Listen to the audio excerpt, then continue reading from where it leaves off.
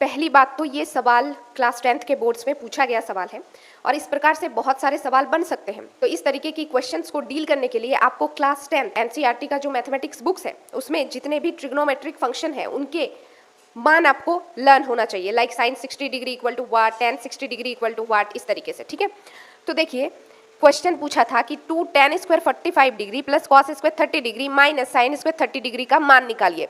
तो इसके लिए हमें पता होना चाहिए कि ये तो 2 मल्टीप्लाई में है। अब tan 45 का मान हमें पता होना चाहिए और ये आपके बुक में है तो आपको लर्न होना चाहिए।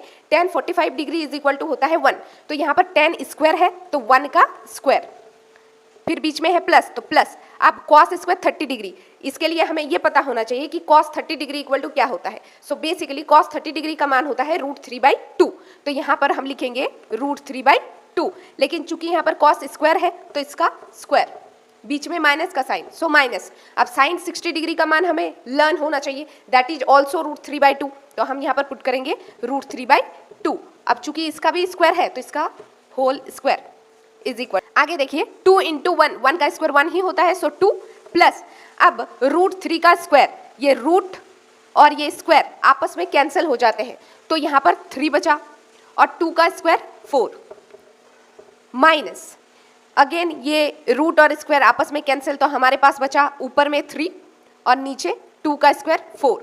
अब ये प्लस और ये माइनस कट गया, हमारे पास क्या बचा 2। तो कहने का मतलब है इस तरीके से और भी बहुत सारे सवाल बन सकते हैं। तो आपको इन सवालों को डील करने के लिए आपको पता होना चाहिए, इन सवालों से डील करने के लिए आपको ट्रिग्नोमेट्रिक फंक्शन के जितने भी साइन 60, 30, 45 सबका मान लर्न होना चाहिए और ये इस टाइप के सवाल बोर्ड्स में पूछे ही जाते हैं।